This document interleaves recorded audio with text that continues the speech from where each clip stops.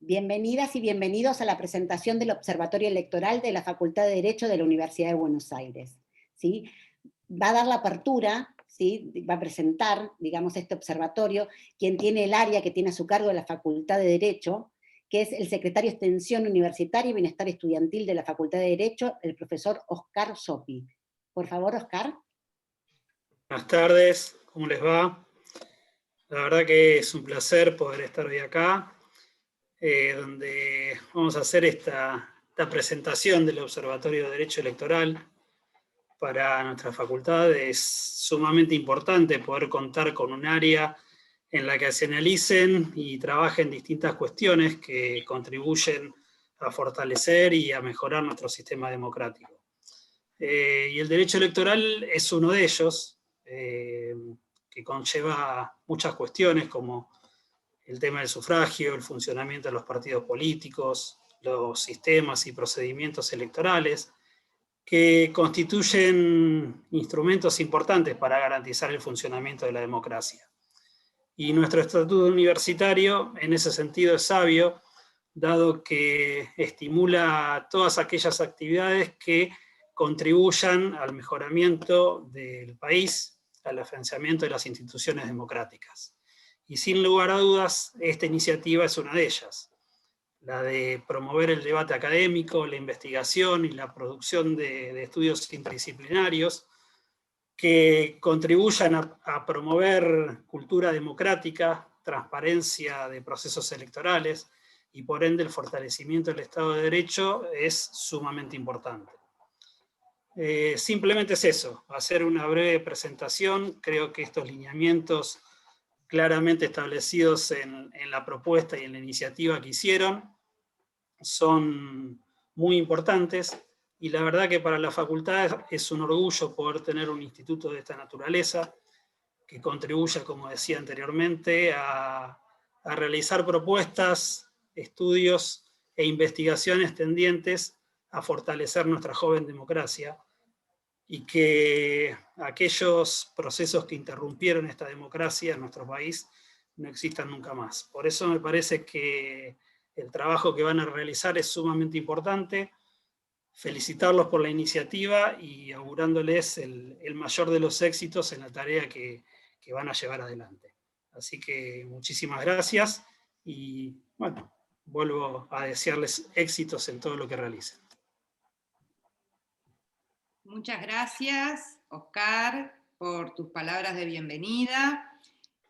Saludo a la distancia y agradezco la presencia en esta presentación por Zoom a autoridades de la facultad, profesoras, profesores, estudiantes, profesoras y profesores que se han conectado de universidades nacionales, de universidades de América Latina y de universidades de Europa, a representantes de observatorios electorales locales y también de América Latina, y también quiero expresar en nombre del equipo de trabajo del observatorio, que está integrado por profesoras, profesores y estudiantes de esta casa de estudios, y también en nombre del comité académico del observatorio, nuestro especial agradecimiento a las autoridades de la Facultad de Derecho por haber aceptado nuestra propuesta y habernos brindado todas las herramientas para concretar la creación de este observatorio que, como ya adelantó la doctora Elena Gómez, funcionará en el ámbito de la Secretaría de Extensión Universitaria y Bienestar Estudiantil a cargo del profesor Oscar Sopi.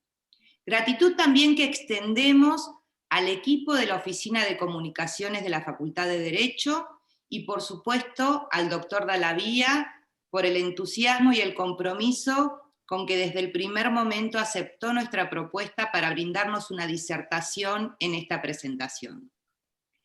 Y mi mensaje consiste, en honor a la brevedad, en exponer las principales líneas de un documento que ha sido consensuado por el Comité Académico del Observatorio y por las autoridades del Observatorio.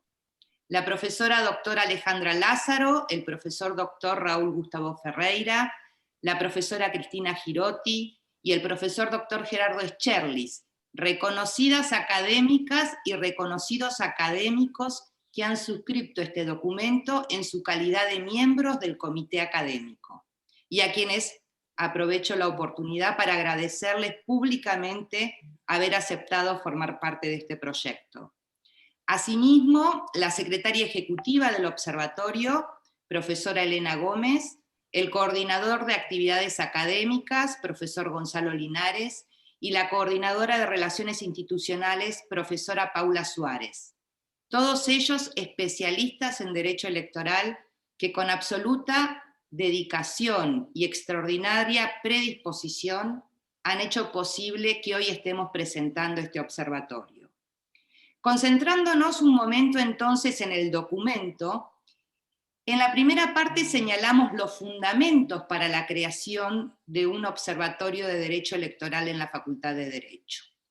Entre ellos, el entendimiento de que el desarrollo y la consolidación de la democracia representativa requiere elecciones libres, periódicas, transparentes, equidad en la participación política, libertad de expresión, libertad de asociación, la adopción de las decisiones por la mayoría numérica y al mismo tiempo el respeto de las minorías políticas, así como la alternancia en el ejercicio del poder político y el reconocimiento del derecho al voto universal, igual, libre y secreto. Y como adelantaba el doctor Oscar Zoppi, el derecho electoral es el sector del ordenamiento jurídico que comprende tanto las normas que regulan la elección de los órganos representativos como aquellas que conciernen al derecho a elegir y el derecho a ser elegida o ser elegido. Por eso, como instrumento técnico jurídico para garantizar el funcionamiento de la democracia, el ámbito de aplicación del derecho electoral no se circunscribe únicamente a las cuestiones relacionadas con la evolución histórico-jurídica del derecho de sufragio, sino que regula también el funcionamiento de los partidos políticos, la calificación de las elecciones, los organismos, los sistemas electorales y los procesos electorales propiamente dichos. Así, los contenidos del derecho electoral, manifestamos en este documento, como todos sabemos, se encuentran en las disposiciones constitucionales, en las leyes electorales, en las reglamentaciones correspondientes a estas leyes, en las decisiones de la justicia electoral y en el derecho internacional de los derechos humanos. En nuestro país, a partir de la reforma constitucional de 1994, se garantiza en el artículo 37 el pleno ejercicio de los derechos políticos con arreglo al principio de soberanía popular. También se definen las características del sufragio y se dispone nada más y nada menos que la igualdad real de oportunidades entre varones y mujeres para el acceso a cargos electivos y a cargos partidarios. Y en el artículo 38 se define a los partidos políticos como instituciones fundamentales del sistema democrático, garantizando la organización y funcionamiento democráticos, la representación de las minorías, la competencia para la postulación de candidatos y candidatas a cargos públicos electivos, el acceso a la información pública y la difusión de sus ideas. Y en los artículos 39 y 40 se regulan una serie de institutos que se engloban en lo que se denomina democracia semidirecta.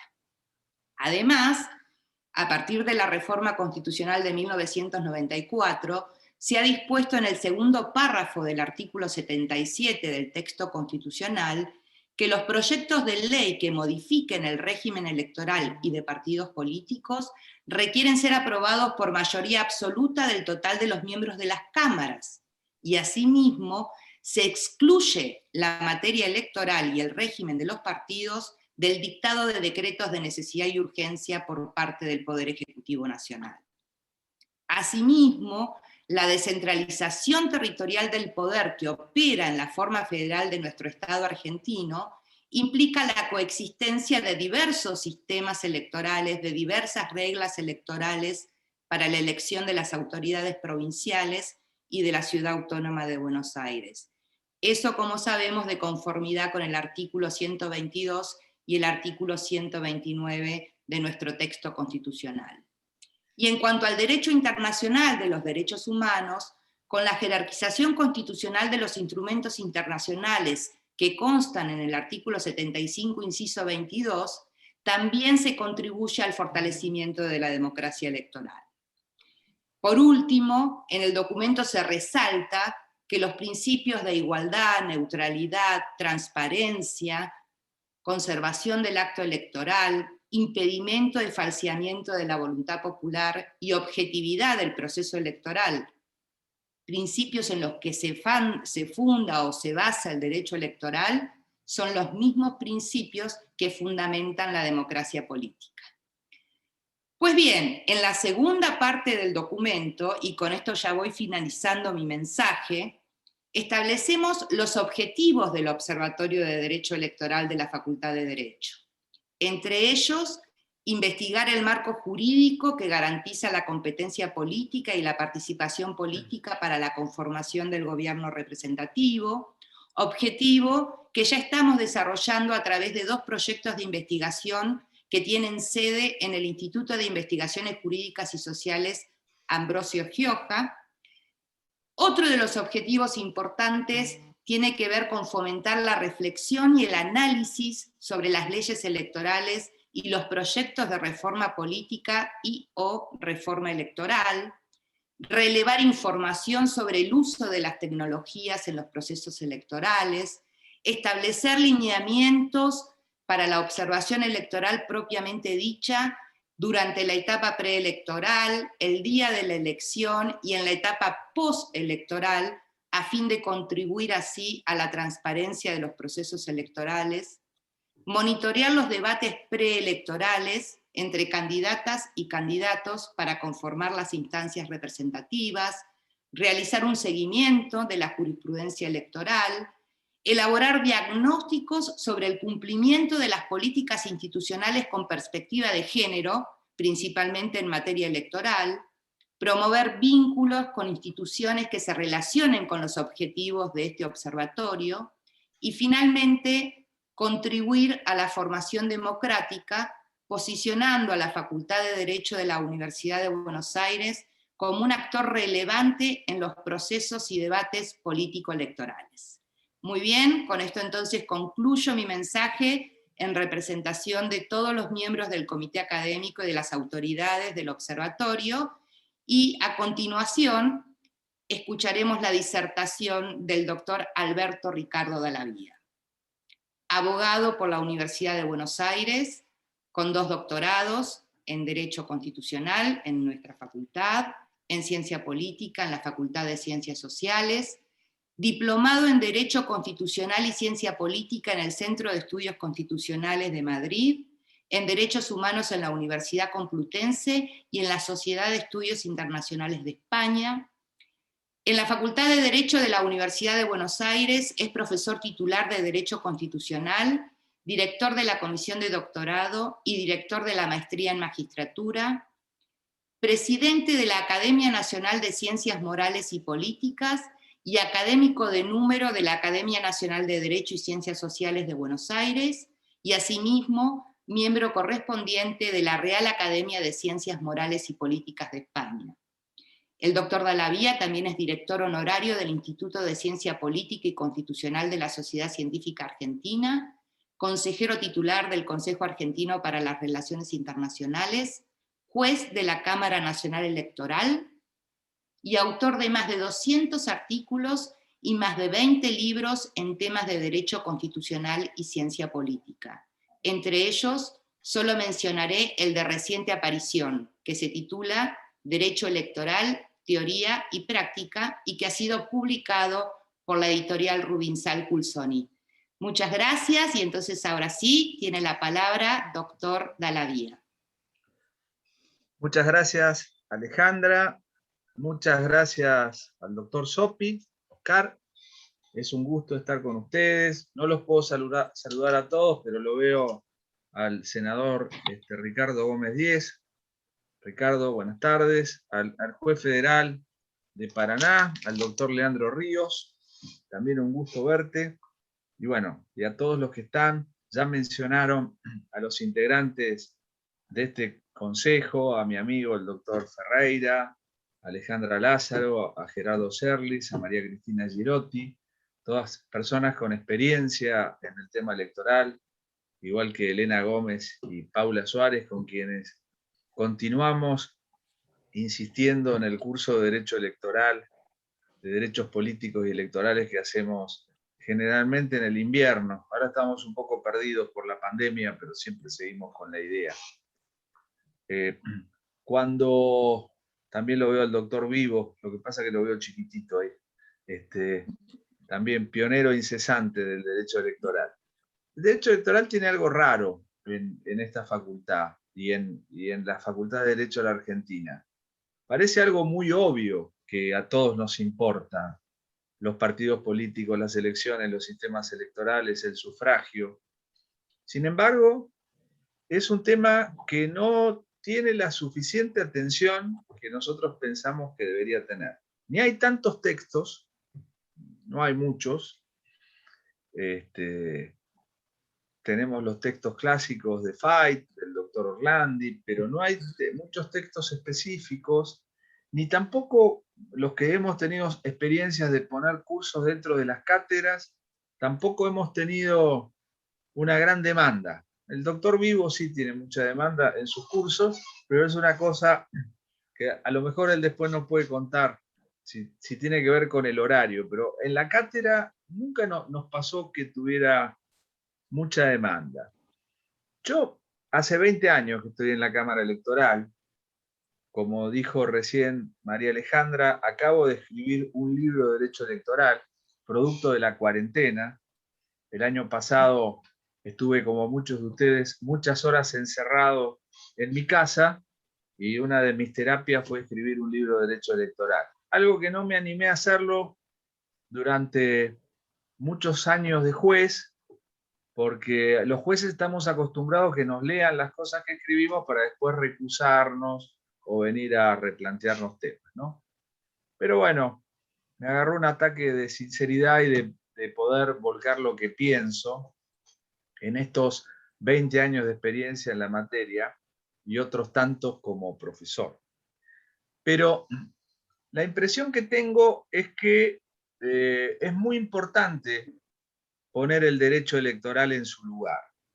Cuando yo llegué a la Cámara, para conocer los fallos de la Cámara Nacional Electoral, que como ustedes saben son muy importantes porque de acuerdo a la Ley 19.108 y al Código Electoral Nacional son obligatorios para los jueces de primera instancia y son obligatorios para las juntas electorales y forman una jurisprudencia muy importante. En aquel tiempo era muy difícil acceder a los fallos.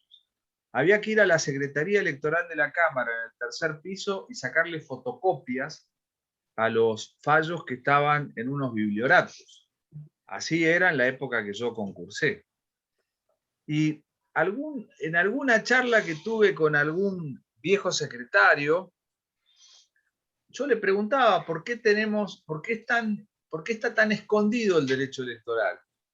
Y bueno, doctor, nosotros nunca quisimos que estuviera tan expuesto, porque si no los apoderados iban a empezar a cambiar nuestros criterios o a mirar nuestras cosas.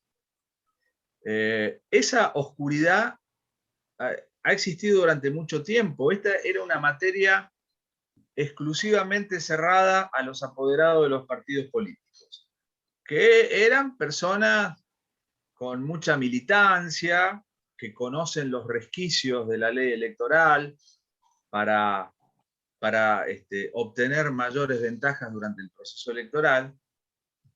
Pero en lo personal, desde que integré la Cámara, siempre me pareció oportuno que hubiera abogados litigando, cosa que no hay muchos en el fuero electoral. Y tiene que ver con esta poca especialización que tenemos. Cuando han aparecido abogados en el fuero electoral, yo me acuerdo en el caso Pagani, el famoso caso de Borocotó, lo defendió un abogado de la matrícula, no lo defendió un apoderado partidario. Y lo defendió muy bien, manejó muy bien la prueba. Ustedes se acuerdan que el tema de Borocotó ha pasado a ser un verbo muy difundido en la literatura electoral. El que se cambia de bando se borocotiza. Pero el dilema de fondo es que las bancas de los diputados no pertenecen a los partidos y no tenemos mandato imperativo. En el sistema político argentino existe el mandato representativo, o sea que no había ninguna sanción para este hombre y el abogado lo defendió muy bien. Más allá de que obiter dictum se pudiera decir muchas cosas a favor de la transparencia. Y digo esto porque a mí me parece muy bien que haya un observatorio electoral acá, en la Facultad de Derecho de la Universidad de Buenos Aires. Ámbito pluralista por excelencia, y me parece muy bien que haya un observatorio que pueda hacer todo lo que la doctora María Alejandra Perícola ha anunciado, que parece ser una agenda muy amplia, pero me parece que es muy importante que se haga desde la facultad. Hoy los derechos políticos son derechos de participación política. Y nuestro sistema democrático, del que se habló también acá, es fundamentalmente un sistema participativo. Y es muy importante que la facultad tenga la misión de hacer punta desde el derecho, de profundizar el estudio del derecho y también de seguir los procesos electorales. Cuando Alejandra Perícola me invitó a participar del consejo en el cual participan tan destacadas personas que recién acabamos de mencionar, yo le dije que me parecía inconveniente que yo lo integrara, por lo menos mientras sea juez de la Cámara Electoral. Como profesor de la casa, me parece una excelente iniciativa, y esta iniciativa ya había tenido una etapa anterior a cargo del profesor Raúl Gustavo Ferreira. Pero no me parece bien que le integre un juez, porque ustedes van a tener que observar los procesos electorales, y al observar los procesos electorales es bueno que observen tanto los procesos electorales como los órganos electorales que se tienen que desempeñar. Y esa visión creo que es más neutral si se hace desde la mirada académica. Las elecciones en Argentina son procesos muy participativos. Desde el origen de nuestro sistema actual, fundado en la ley Sáenz Peña, se pensaron las elecciones como ámbitos de participación ciudadana. Las elecciones en Argentina no son un servicio público ni a cargo de la Cámara Electoral, ni de la Dirección Nacional Electoral, ni a cargo del Correo, ni del Comando Electoral. Son un acto de participación ciudadana. Es la manifestación más cercana a la soberanía popular. Es el momento en que el cuerpo electoral se expresa, y ha sido la manera pacífica de vivir transiciones después de grandes crisis. A los argentinos nos gusta votar, tenemos una gran tradición en eso, y por eso es algo que tenemos que cuidar. Y sabemos que nuestras elecciones se desenvuelven fundamentalmente con la autoridad del presidente de mesa, con la participación de los fiscales de los partidos políticos, y en los últimos años con una confluencia cada vez mayor de las ONGs que participan de un foro a los cuales la Cámara Electoral escucha con frecuencia, y hemos recibido muchas iniciativas que hemos seguido, sobre todo cuando ha habido problemas, como en el 2015 o en el 2007. Nos hemos reunido, hemos escuchado ideas, las hemos podido implementar. Hubo oportunamente una acordada de acompañamiento cívico para que distintas instituciones de la sociedad civil puedan acompañar a las elecciones. Hay un registro para eso. Entonces, todo esto confluye a que haya lo que hoy están haciendo, que es un observatorio electoral en la Facultad de Derecho que se va a nutrir de la calidad de los profesores, de profesores que además tienen experiencia en la gestión, de las investigaciones de los profesores y de los alumnos, y hacer un ámbito que seguramente va a enriquecernos a todos. Yo creo que esta mirada es una mirada de la que ya no se vuelve. Si vamos al derecho, los derechos políticos, en su concepción primera, eran derechos de primera generación. Los derechos civiles y políticos eran entendidos como derechos de primera generación, que simplemente requerían una abstención del Estado. Hoy los derechos electorales son derechos de participación política. Y así lo entendemos. Se habló acá de la reforma de 1994, con toda razón, con la incorporación de un segundo capítulo de nuevos derechos y garantías que arrancan con el derecho a la democracia en el artículo 36, con el sufragio en el artículo 37, con los partidos políticos en el artículo 38, con las iniciativas populares en el artículo 39, con la consulta, referéndum, plebiscito en el artículo 40. Vean todo lo que trajo la reforma del 94. Y si bien esto nos puede parecer una obviedad, antes no estaba en la Constitución. En la Constitución de 1853 no estaba ni los partidos políticos ni el sufragio como derecho. Hoy sabemos que es un derecho y sabemos que podemos definir al derecho electoral, como hacía recién María Alejandra Perícula, desde una visión subjetiva, y podemos decir el derecho al sufragio, el derecho a votar, es la visión subjetiva del derecho electoral. Pero también tenemos una visión objetiva que alcanza todas las materias que hacen posible que el sufragio se ejercite. Que haya partidos políticos, sistemas electorales, que haya financiamiento de partidos, que haya una ley de simultaneidad de elecciones, que haya una ley de paridad de género, en su momento que existieran las leyes de cupo, que haya una ley de debates presidenciales, una cantidad de normativa que se vincula con esta materia y que conforman un derecho electoral objetivo. Esto está muy marcado en nuestra Constitución, no solamente en estos artículos. La reforma de 1994, que fue la más importante de nuestra historia, fue una muy importante reforma política. No fue una gran reforma constitucional, sin duda la más extensa y la más importante de nuestra historia. Pero además fue una reforma política. Se hizo para reelegir al presidente.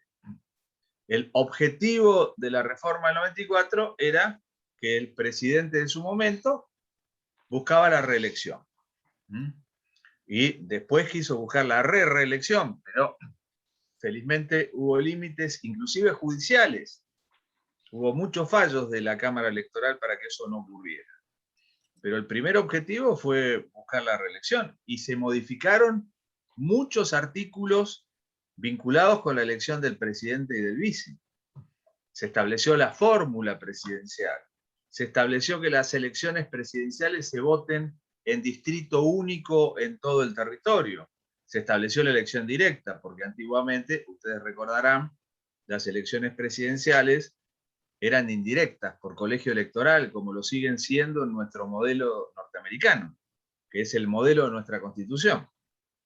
Todo esto pasó en la reforma del 94. Se estableció esta suerte de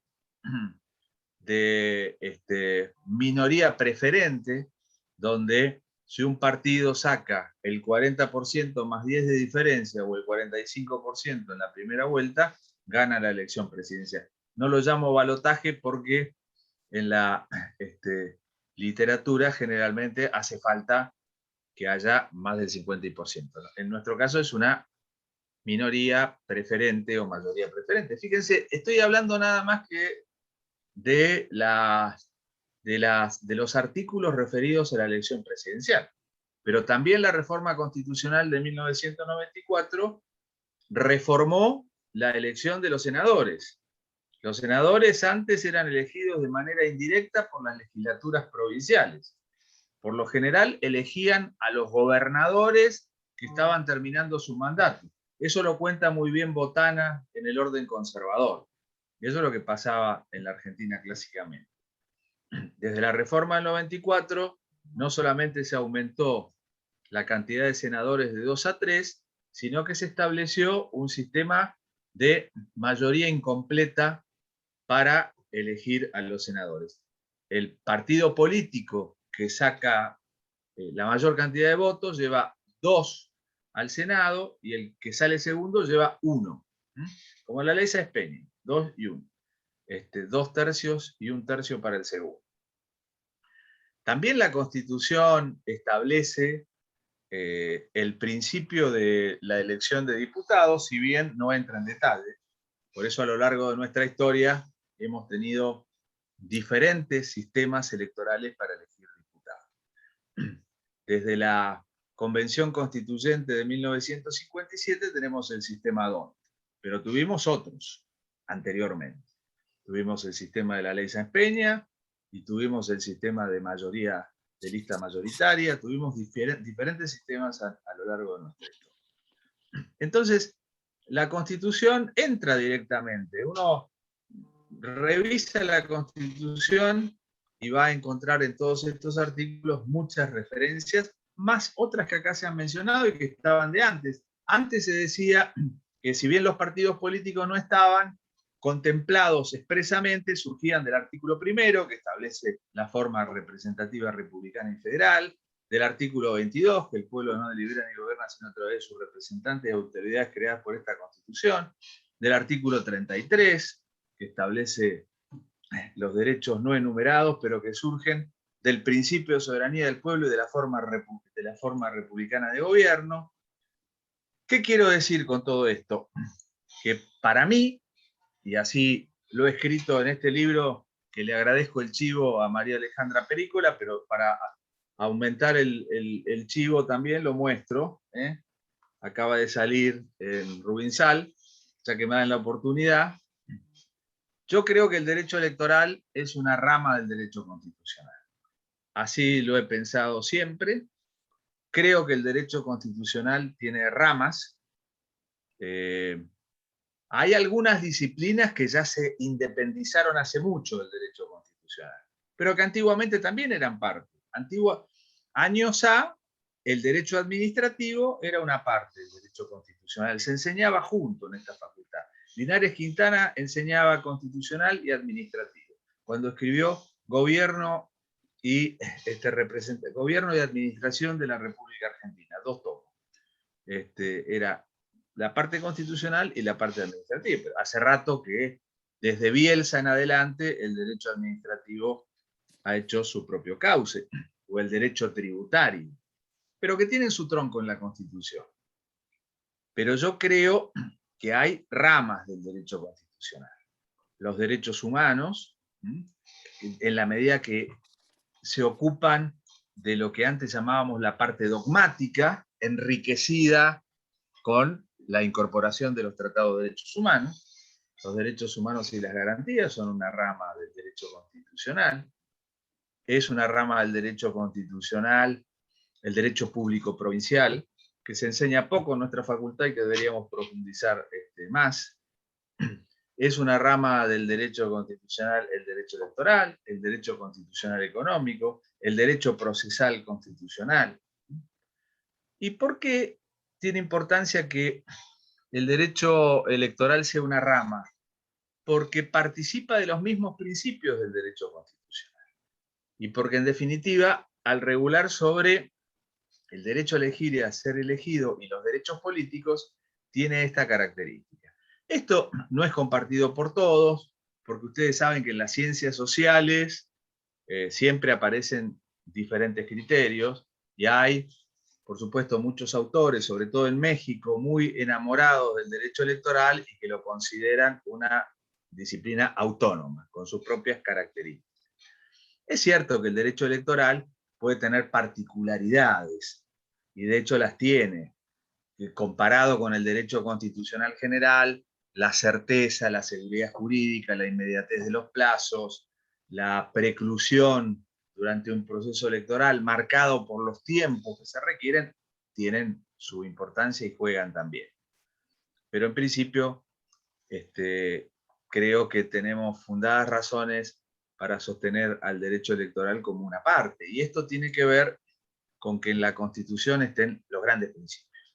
El artículo primero, cuando establece nuestro sistema como la nación argentina adopta para su gobierno la forma representativa, republicana y federal. Ya al hablar de la forma representativa nos estamos introduciendo en uno de los capítulos centrales, que es el sufragio y la representación política. Por eso yo creo que esa mirada es que señalaba también Alejandra, es muy importante tenerla acá.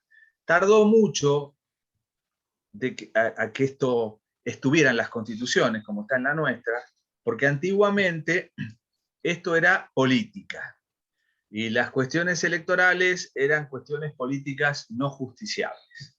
No eran tema de los estudiantes de Derecho, ni de los estudiosos de Derecho, ni tampoco de los jueces. Eran tema de los políticos.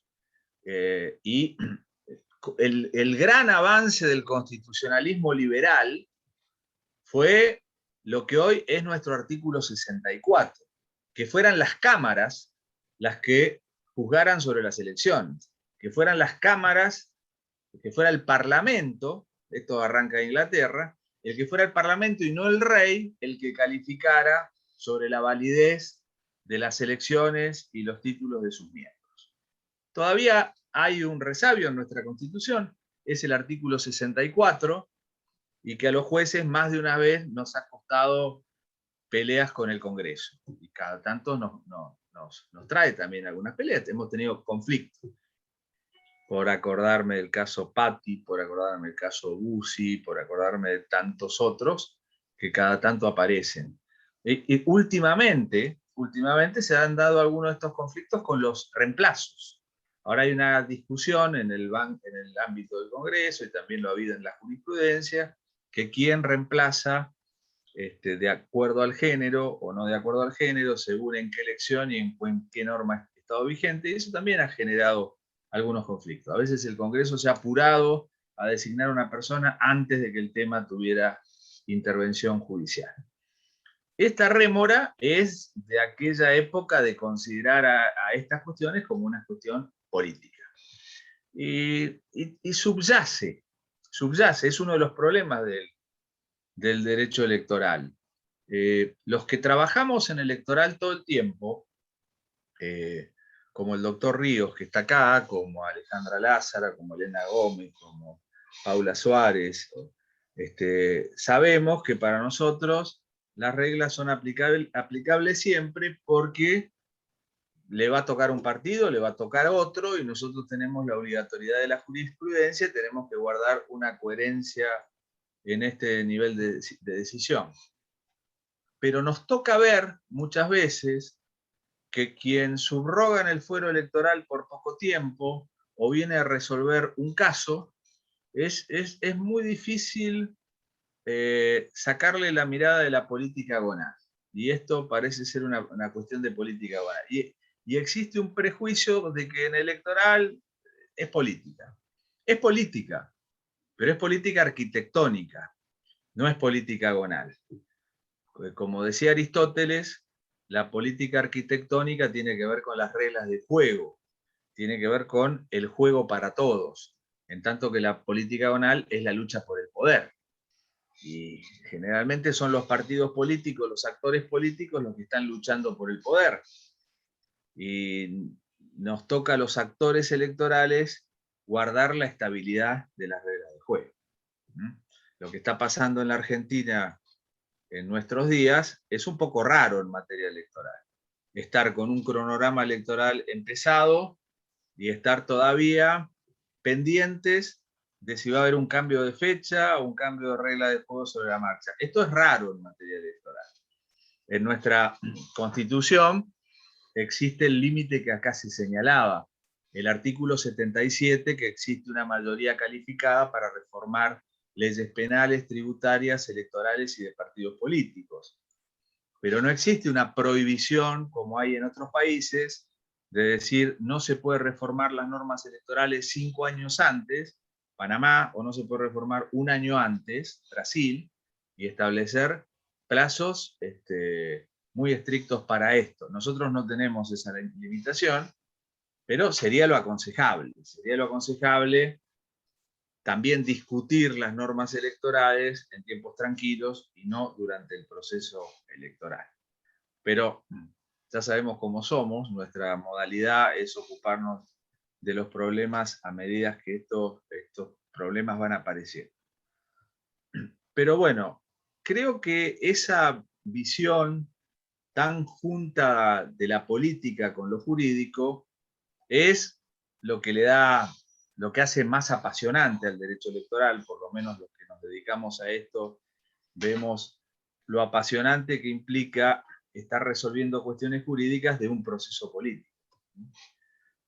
A mí me llevó a hacer una tesis en ciencia política cuando estuve en la Cámara Electoral, porque es muy difícil poder comprender las situaciones que uno tiene que resolver, los casos que uno tiene que resolver, si no se involucra también en las reglas de juego de nuestra política.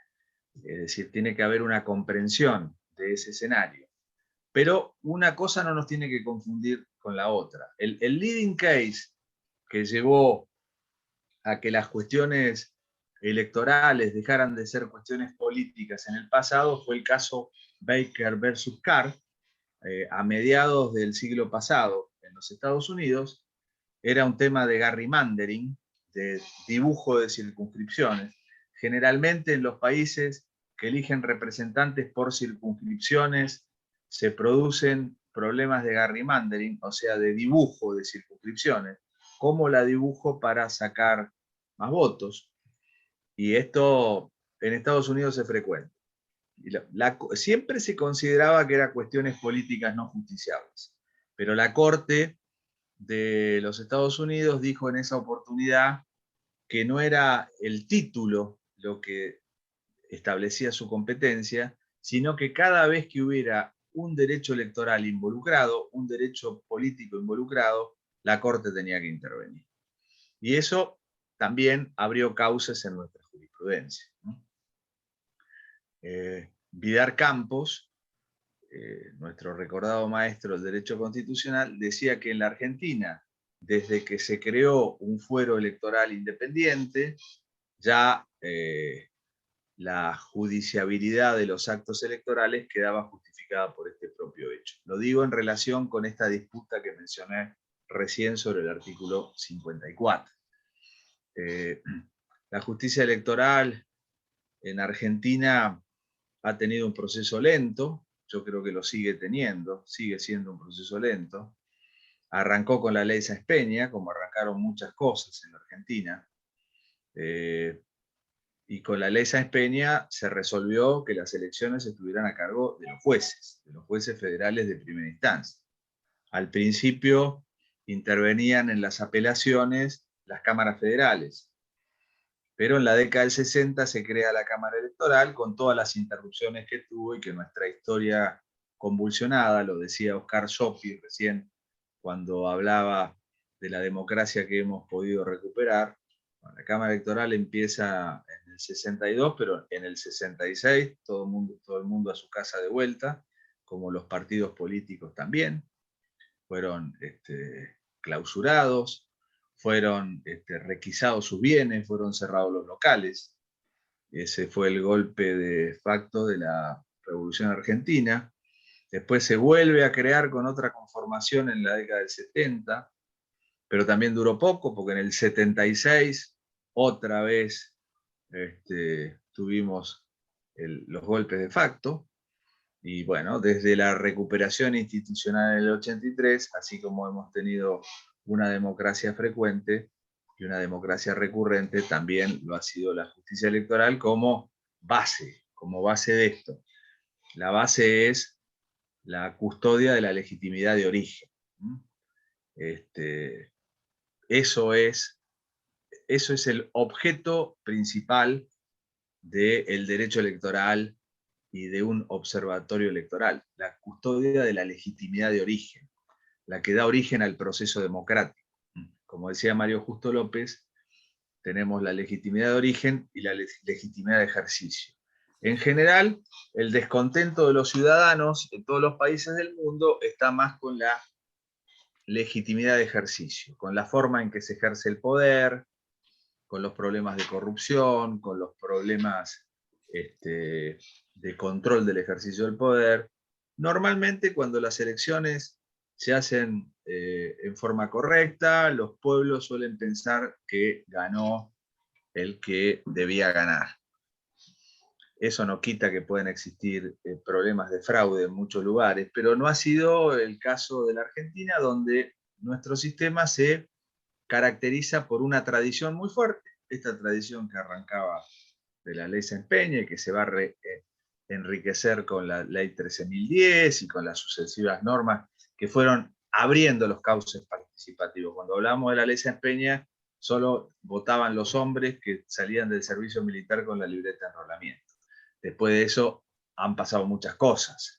Nuestra democracia hoy es mucho más pluralista. Hemos pasado en la reforma del 94 de una visión de una democracia representativa a una democracia más participativa, que cada vez se enriquece más, con la participación de distintos sectores. No voy a hablar de todo esto ahora, pero es algo que todos sabemos cómo esto ha ido cambiando en nuestra mirada. Pero lo que custodiamos es esa legitimidad de origen, que suele tener un problema muy recurrente entre nosotros, que es hablar de la palabra fraude o poner en sospecha la legitimación de los procesos electorales. Esto es muy frecuente, porque forma parte de la puja política entre los sectores.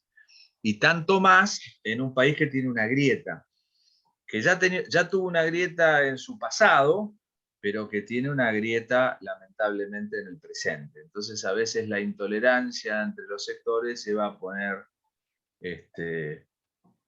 poner en tela de juicio los procesos electorales y a veces antes de que comience. Esto es un problema porque, como decía Max Weber, así como la democracia es un sistema de creencias, él decía que la soberanía reposaba en una creencia generalizada sobre una determinada legitimidad. También los sistemas electorales son sistemas de creencias. Los sistemas electorales son buenos o malos para un determinado país si creen en él, si el pueblo confía en él, si creen en él. El sistema de voto electrónico en Brasil es un sistema bueno para Brasil porque cuando tenían mesas electorales por problemas de analfabetismo, tuvieron muchos problemas de fraude y hoy confían en la máquina electrónica porque para ellos es un tema legítimo. Nosotros tenemos una tradición de votar los domingos, de hacerlo, de ir a votar después de las mesas familiares. Cada país tiene su legitimidad y cada país también tiene su propio sistema de creencias. De esto han hablado muchos autores que ustedes conocen sobre este tema. Para Dieter Nolen, en definitiva, lo que hay que tener en cuenta en cada sistema político es el contexto de cada sistema político. A veces lo que funciona en un país no funciona en otro.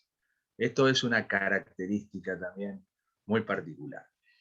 Entonces, creo que eso es un tema sobre el cual hay que tener cuidado, porque a veces se usa el concepto de fraude, se utiliza con mucha liviandad. A veces es parte de la campaña y muchas veces el que viene atrás en la elección lo culpa de fraude al que va primero o por las dudas empieza a hablar de fraude. Y esto produce un grave daño sobre lo institucional. Yo recuerdo la elección del año 2015, cuando era una elección presidencial, pero en una elección provincial en Tucumán hubo muchos problemas, eso generó unas corridas con la policía, problemas que salieron en todos los medios de comunicación y se instaló la idea del fraude en buena parte de la opinión pública. Tuvimos que convocar a los partidos políticos, tuvimos que convocar a las ONGs y se hizo un trabajo para tratar de recuperar la confianza. La confianza es un valor en esto muy importante y es un activo intangible, pero que así como la justicia es un activo intangible y nosotros estamos en la Facultad de Derecho y apelamos a la idea de justicia como sentido de lo que hacemos, para nosotros la transparencia electoral y una cantidad de principios que se desarrollan hoy en la cooperación internacional. Por ejemplo, el principio de integridad electoral. Hoy es un principio muy recurrente y que implica la utilización de unos ciertos índices para medir con qué transparencia se han hecho las elecciones en un país o en otro.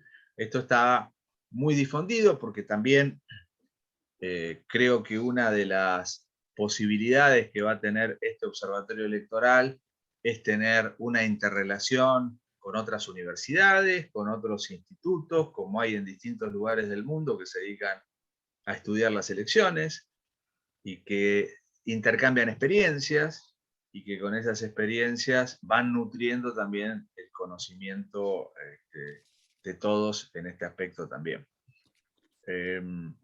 Yo no sé, Alejandra, si vos querés que yo hable todo el tiempo o si querés que abramos un diálogo. Yo estoy dispuesto si quieren abrir un diálogo y si no, sigo.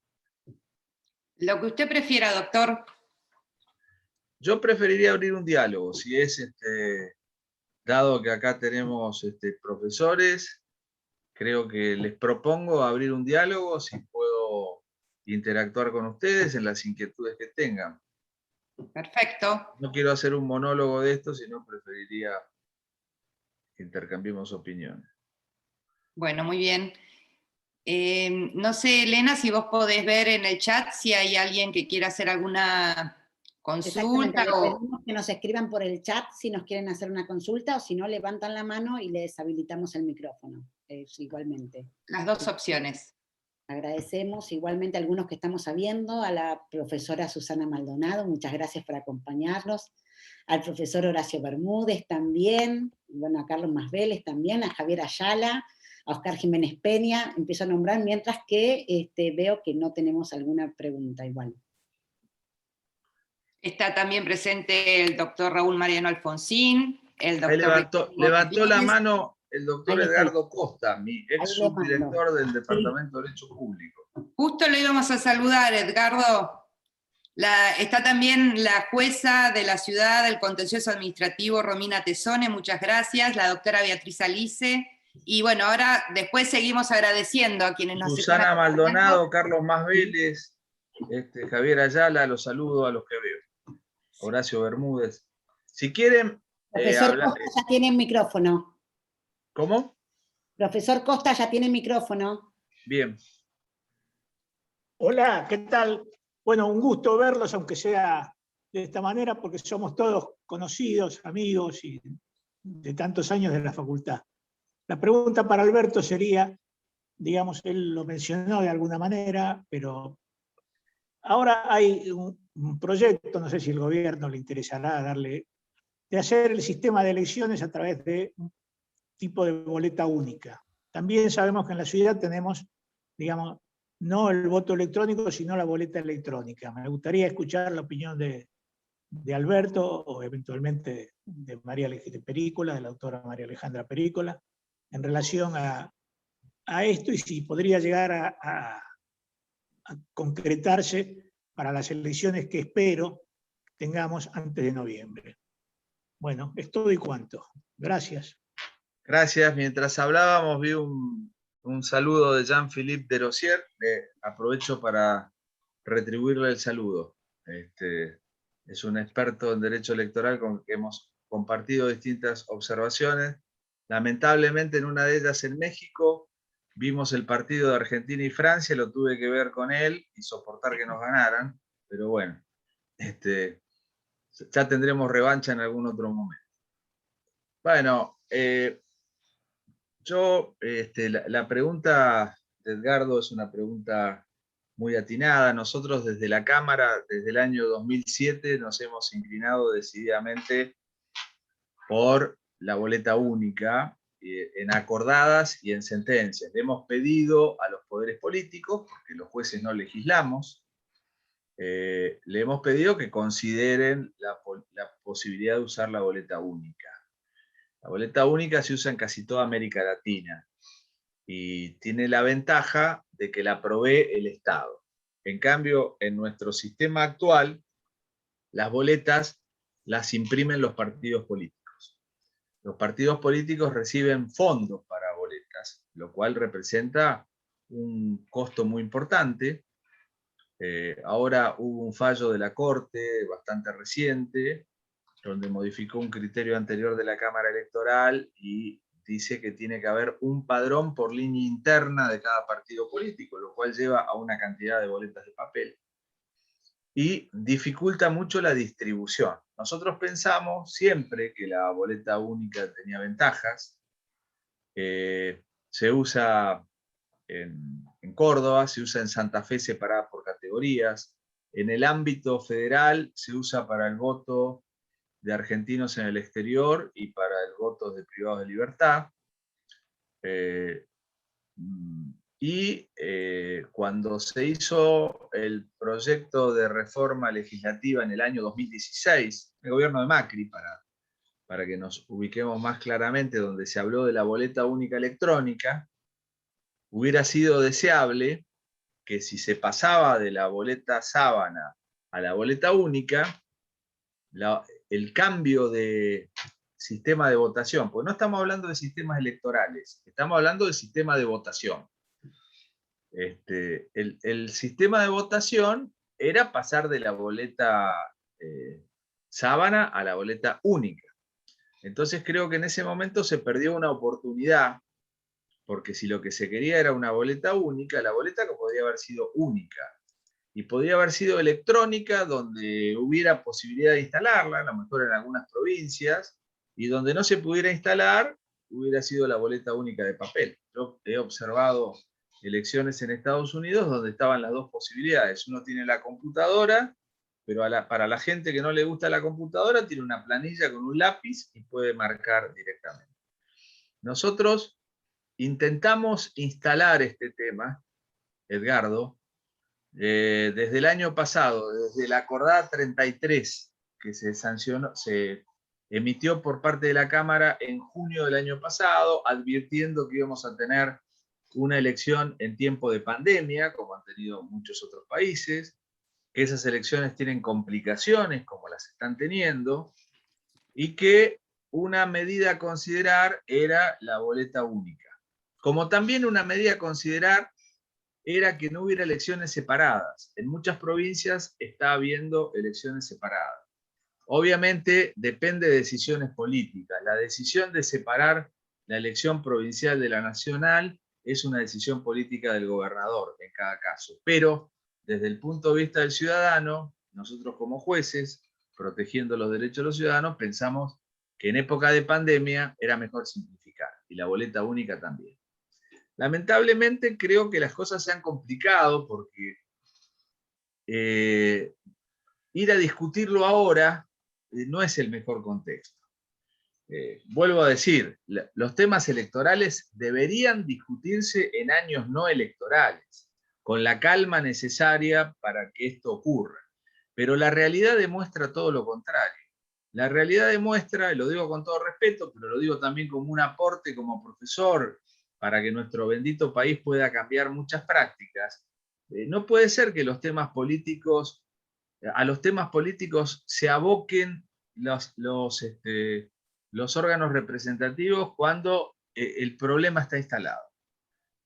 Lo ideal sería verlos con previsión, no esperar que el tema esté candente. Porque venir a hablar ahora de la boleta única cuando está el cronograma electoral en marcha, yo creo que llegaríamos, pero tengo mis dudas de cómo los fiscales de todos los partidos actuarían frente a un cambio tan repentino en la distribución, en el escrutinio. Aunque parezca mentira, todo esto es una cultura que cuesta mucho cambiar.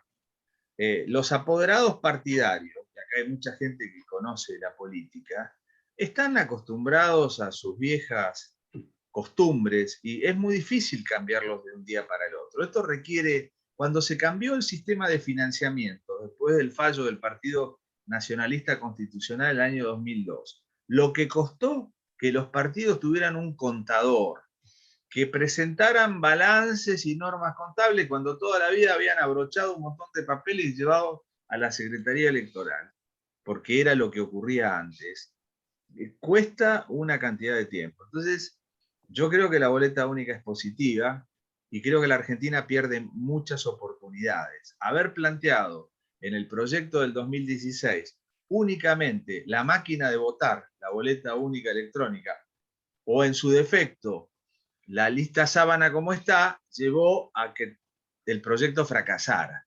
Terminó en una discusión tecnológica en el Senado entre el chip y el QR. No sé, uno tiene que discutir primero el sistema electoral, el sistema de votación, las consecuencias que tienen. Todos estos sistemas producen consecuencias. No lo digo yo, lo dijo Duverger, lo dice Sartori, lo dice Colomer. Todos estos sistemas tienen consecuencias, hay que estudiarlas, hay que hacerlas con el tiempo necesario. Lamentablemente, ahora todo parece ser un poco apurado. Esta es la impresión. Y además, no creo que los grandes partidos lo quieran. Yo creo que lo quieren los ciudadanos, lo queremos los jueces, pero también hay una cultura, así como hay una cultura de la ficha, hay una cultura de la boleta. Hay una cultura del puntero, de ir con la boleta, repartir la casa por casa, y estas cosas están instaladas también en nuestro folclore político, y yo no veo, doctor Vivo veo que asiente, yo no creo que esto sea fácil de cambiar de golpe, sobre todo en los partidos mayoritarios, porque el problema que tenemos es que las leyes electorales las resuelven los propios actores del partido político. ¿Quiénes están sentados en el Congreso? Representantes del pueblo, pero electos ¿por quién? Por los partidos políticos. Entonces, a la hora de discutir los temas electorales, son representantes del partido y están mirando la conveniencia de su partido. Es muy difícil superar esta cuestión endogámica, pero termina siendo una mirada endogámica. Y ahí tenemos este inconveniente. Ojalá en algún momento se pueda llevar esta reforma, pero hay que hacerlas con tiempo, hay que pensarlas. En muchos lugares donde en su momento se adoptó la boleta única electrónica, acá está el senador Gómez Díez, que es salteño, y esto se utilizó en algún momento en Salta, y se utilizó también acá en la capital federal, después dejó de utilizarse. Bueno, no todos coinciden en que esto sea conveniente o sea ventajoso. Hay que dar un debate sobre estas cuestiones. Hay que darlo en un momento en que se pueda debatir. No sé cuál será. Yo creo que no tiene que ser en la mitad de un año electoral. Y hoy se nos confunde con la cuestión de la pandemia. Esto es lo que sucede. Bueno, muy bien. Doctor Dalabia, si le parece, hay otra consulta del doctor Bermúdez en el chat, si usted la puede leer. Mientras tanto, queremos también saludar al doctor Alejandro Tulio, que está conectado desde el principio de la presentación, al doctor Marcelo López Alfonsín, y al doctor y distinguido Antonio María Hernández, que acaba de entrar al Zoom. Saludos a los tres. Saludos a los tres. Y al doctor Hernández le digo que leí su artículo de ayer. Así que, Antonio, ¿cómo estás? Qué gusto saludarte, Alberto, felicitaciones, estoy escuchándote. Un gran placer. Acá me hicieron una pregunta en la cual me podés ayudar a responder, porque ustedes saben que el doctor Hernández fue el presidente de la comisión de redacción de la reforma del 94, fue convencional constituyente, pero presidió la comisión redactora. Y me pregunta el profesor Bermúdez, ¿a qué atribuyo la poca difusión de las formas semidirectas de democracia en el artículo 39 y 40? Y yo, en lo personal, tengo, porque creo que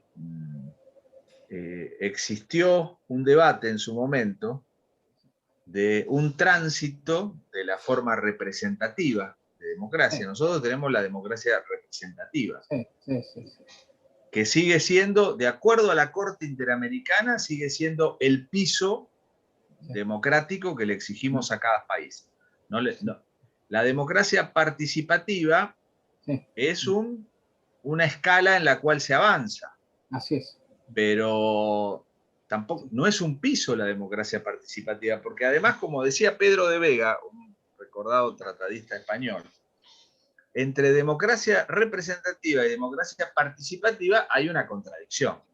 Si yo digo, el pueblo no delibera ni gobierna, sino a través de sus representantes, estoy cerrando cualquier forma de participación.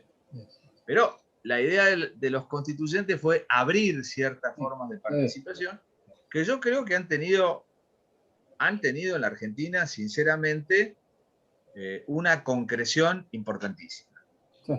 Aun cuando tal vez muchas no puedan conformar del todo, pero el avance de la participación de la mujer en Argentina, por supuesto, comparada con el pasado, ha sido una verdadera revolución. Hoy tenemos una ley de paridad de género, tenemos una participación muy ampliada. Si lo comparamos con otros países de América Latina, estamos en puntos muy altos en la región. Que todavía falta, pero el avance ha sido importante. En la Argentina votan las personas privadas de libertad, algo impensable antes de la reforma constitucional. En la Argentina votan los jóvenes, a partir de los 15 años. Es decir, hoy la reforma del Código Civil ha eliminado las categorías de las incapacidades. O sea, hemos tenido, creo, en esto, además de nos pueden gustar las PASO o no nos pueden gustar las PASO. Yo soy de los que creo que hay muchas cosas para mejorar y para discutir en ese punto. Pero el artículo 38 exige democracia interna y en la elección de los candidatos. De alguna forma ha reglamentado el legislador. Alguna forma ha reglamentado, pues la verdad es que a los que nos gustan las elecciones dentro de cada partido político, realmente cuando esto era así, pocos partidos políticos hacían elecciones internas. Generalmente los mismos, pocos. Otros no las hacían, elegían a su representante en una reunión. Entonces, estas cosas también están. Yo creo que en cuanto a la iniciativa popular y en cuanto a las formas semidirectas de democracia, el constituyente estableció pisos altos. Y me parece que quiso abrir la puerta, pero tampoco quiso sustituir el rol del Congreso tanto en la sanción de las leyes como en la participación de los temas fundamentales. Porque cuando uno lee el artículo 39 y la reglamentación de la ley de iniciativa popular, hay que tener un porcentaje muy alto de firmas y hay que iniciarla en 6 distritos. Y pocas iniciativas han logrado superar ese piso. Tiene que ser una movilización ciudadana de cierta importancia. Y lo mismo creo que ha pasado con las llamadas referéndums o plebiscitos. Creo que tienen pisos altos en Argentina. También creo que hay que tener cuidado con este tipo de instrumentos, no tanto con la iniciativa legislativa, sí más bien con los plebiscitos y referéndums, porque son instrumentos que han servido muchas veces no a fortalecer la democracia, sino a generar movimientos hegemónicos, ¿no? Y que también la experiencia cercana de otros países nos muestran su inconveniencia cuando se tratan sobre temas que requieren una discusión técnica importante, como por ejemplo los acuerdos de paz en Colombia o la salida del Brexit en Gran Bretaña, donde mucha gente que votó una cosa al día siguiente estaba arrepentida de haberla votado. Por eso creo que hay que mirarlos con cuidado. Pero entiendo que ahí hay una cuestión vinculada con el propio piso que le estableció el constituyente. Bueno, muchas gracias, doctor de la Vía. Ha sido muy grato. ¿Puedo decir algo más? Por supuesto, como descansó pensé que necesitaba aire, sí. No, yo como estoy entre colegas y como lo digo en el prólogo del libro que acaba de salir, yo digo que no escribí una sentencia. Si hubiera estado escribiendo una sentencia, hay muchas cosas que no hubiera dicho. La escribí como profesor, pensando en la libertad de cátedra, en la libertad de expresión y en lo que pienso. Y acá estoy entre profesores y estoy en la universidad. Colegas y muchos amigos. La Argentina atraviesa un momento crítico, muchas veces hemos atravesado momentos críticos, siempre se ha apelado a problemas económicos para las emergencias. Ahora tenemos un hecho natural. Tenemos un hecho natural. Pero no tenemos en lo institucional una emergencia que suspenda los derechos políticos o suspenda la vida democrática. No lo tenemos. En su momento se discutió el año pasado, hubo una discusión sobre si el estado de sitio o no. Afortunadamente no hubo estado de sitio. Hubiera sido tirarle a un mosquito con un misil, además de la mala prensa que tiene el estado de sitio. Otros países tienen instituciones más leves.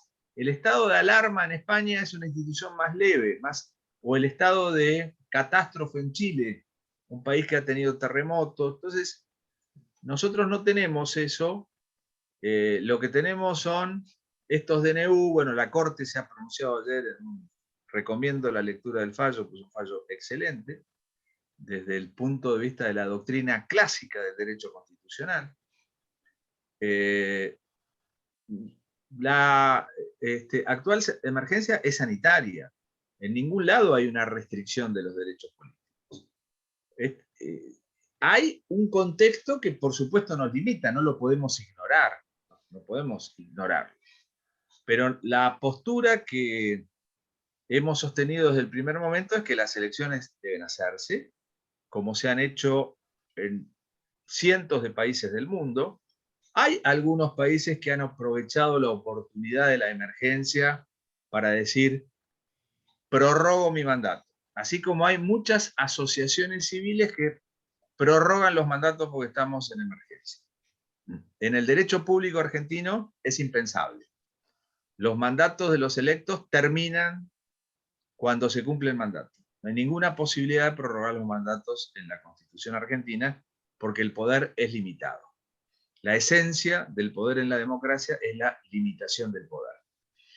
Y así como hemos vivido hace 3 semanas un domingo de elecciones en Perú, en Bolivia y en Ecuador, la Argentina tiene que llevar adelante su proceso electoral, tomando todas las medidas de prevención que la situación exige. Las que pedíamos en la acordada 33 desde hace un año. Distanciamiento, barbijos para y medidas de protección para quienes tengan que estar en las mesas, delegados, además de delegados de la justicia electoral, tener un delegado de salud. Veremos de dónde será el delegado de salud, pero alguien que se ocupe de problemas de salubridad dentro de cada establecimiento. Ampliar la cantidad de locales de votación, se ha hecho un relevamiento para que haya más locales de votación. Se estudiaron las medidas posibles. En otros países, como en Chile, se ha estudiado hacer las elecciones en 3 días en vez de un solo día. Nosotros no podemos hacer eso. Tendríamos un problema muy grande con la custodia del material en las escuelas. Ya tenemos que tener mucho cuidado desde la noche anterior para que no se roben las urnas o las llenen con cualquier otra cosa. Tenemos que estar con el comando electoral en muchos lugares con mucho cuidado para esas cosas. Ustedes saben que la viveza criolla existe, no la podemos negar. Entonces, separar 3 días de elecciones no podemos en Argentina. Tenemos que ver las medidas posibles para nuestra idiosincrasia. Tenemos un problema que es la vacunación. La lentitud en las vacunas. Esperamos que esta cuestión pueda recuperar un ritmo normal y la aspiración de la Cámara, así se la hemos hecho saber al Ministerio del Interior cuando nos visitó el ministro hace poco, es que las autoridades de mesa, quienes sean designados como presidente de mesa, puedan estar vacunados. Son 200.000 personas. Son muchas, pero es un universo que se puede vacunar en 1 o 2 días. Esa es la aspiración. Es la aspiración porque nuestro sistema depende mucho de la mesa de votación. Ustedes lo saben, todos ustedes conocen las elecciones. Acá se habla mucho de las debilidades del sistema, que si la contratación del sistema informático, que los telegramas, todo lo que pasa en el escrutinio provisorio, si bien ahí también puede haber avivadas, se pueden corregir en el escrutinio definitivo a cargo de las juntas electorales nacionales, con los jueces electorales, con apelación ante la Cámara. Pero la atención en la mesa de votación es fundamental. Y la mesa de votación depende de que haya ciudadanos, presidente de mesa, por sorteos, en lo posible no afiliados a los partidos políticos, y el control de los fiscales. Y hoy estamos en esa alternativa, ver la posibilidad de llegar a la fecha de la elección con la expectativa de tener vacunas para quienes concurran a locales de votación. Por supuesto que se están analizando otras alternativas, que es pensar en los docentes, pensar en los jóvenes, hacer cruces con personas que ya puedan estar vacunadas. Todo eso forma parte del menú de opciones. Pero la expectativa que nosotros miramos es la posibilidad de que quien sea convocado como autoridad de mesa reciba la vacuna para poder, con el tiempo suficiente para cumplir esa función. Y poder cumplir una vez más con el proceso electoral como lo hemos cumplido siempre. Obviamente es un contexto complejo, pero en el ánimo de las autoridades electorales es cumplir con esto como se ha hecho siempre. Bueno, doctor. Sus últimas palabras nos incitan indudablemente a leer el nuevo libro.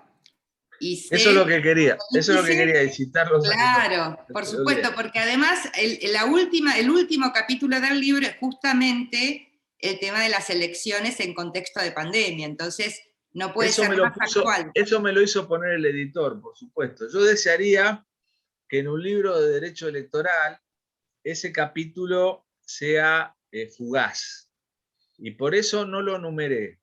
Le puse capítulo último. A todos los demás los enumeré, porque realmente quisiera que sea fugaz, que esta anormalidad que estamos viviendo, tan cara a la vida de todos nosotros, que nos han paralizado durante un par de años todas las cosas que nos gustan hacer, y muchos de nuestros deseos y nuestras formas de movernos, y tenemos nuestra libertad cercenada por todo esto que está pasando, sea algo transitorio. Pero yo creo que lo fundamental es que la pandemia no puede ser una excusa. Es un factor que por supuesto hay que considerar. No puede ser una excusa. Hay un primer ministro en Etiopía, un país africano, que resolvió suspender la convocatoria de elecciones el año pasado hasta que haya desaparecido la pandemia. Y bueno, eso significa que este hombre va a seguir en el poder durante muchos años, porque no sabemos bien cuándo la pandemia va a desaparecer. Tenemos muchos ejemplos de ese color, pero también podemos ver que con esfuerzo o sin esfuerzo, buscando distintas alternativas, la mayoría de los países han logrado llevar sus elecciones adelante. Con remedios distintos. Hay algunos que son muy difíciles de aceptar en la consideración política nuestra, ¿no? Votar por sistemas electrónicos, alternativas, o votar por correo, que sería una cuestión que podríamos analizar, pero que no entra hoy en una consideración política posible para nosotros, porque deberíamos tener consenso para todos los partidos. Y lo que estamos viendo en este momento es una discusión en el Congreso que no termina de producirse sobre si prorrogamos un mes las fechas del calendario vigente, o algunos insisten con la supresión de las PASO con el programa electoral ya iniciado, y todo esto tampoco termina de tener claridad. Yo les quiero dejar una claridad a ustedes. Nosotros vamos a cumplir la ley vigente. La ley vigente hoy, el Código Electoral Nacional. Si hubiera un amplio consenso o alguna decisión política que llevara a considerar alguna modificación razonable que se pueda aplicar dentro del cronograma, sin afectar los plazos del cronograma, la acataremos también. Bueno, muchas gracias, doctor. Muchas gracias entonces nuevamente a todos los que nos están acompañando. No nos queremos olvidar de mencionar y de agradecer especialmente la presencia del doctor Gustavo González, Ana Foronda, el doctor Alejandro Tulio, y a quienes integran el equipo de trabajo de este observatorio que se han ido sumando en este tiempo, el doctor Lauirat, Federico Licciardi, Maximiliano García, Elizabeth Berra, Andrea Pérez, Patricia Solán, Romina Rodríguez, Belén Camaño Rivas, Florencia Martí, Félix Samulovich y Agostina Giarolino Veira. Para finalizar, simplemente queremos invitarlas e invitarlos a que puedan visitar el sitio del Observatorio de Derecho Electoral, que ya está funcionando a pleno en la página web de la Facultad de Derecho, ingresando al link que ahí está mostrando el doctor Linares, cómo ingresar por institucional, la parte de observatorios y centro de estudios. En ese lugar tenemos nuestra ubicación, Observatorio de Derecho Electoral, y bueno, ahí están las autoridades, la agenda, el equipo, los proyectos de investigación, y todo lo que vamos a comenzar a trabajar de aquí en adelante. Y bueno, en este proceso electoral no tendremos tal vez demasiadas actividades porque tenemos que hacernos conocer y tenemos que organizar nuestro trabajo, pero indudablemente vamos a participar activamente en algún aspecto, en alguno de los procesos, ya sea en las PASO, en la elección general, ya sea a nivel nacional o a nivel local, a nivel de la Ciudad de Buenos Aires.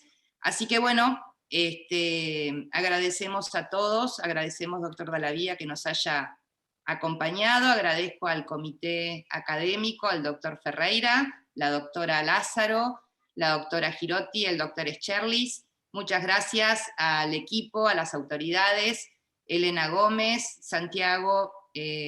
Gonzalo Linares, Santiago Lauirat es como si fuera del equipo, y la doctora Paula Suárez. Así que bueno, los saludo a todos, buenas noches, gracias Oscar Sopi, gracias a la gente de la Oficina de Comunicaciones de la Facultad por el Zoom y la posibilidad de comunicarnos por este medio.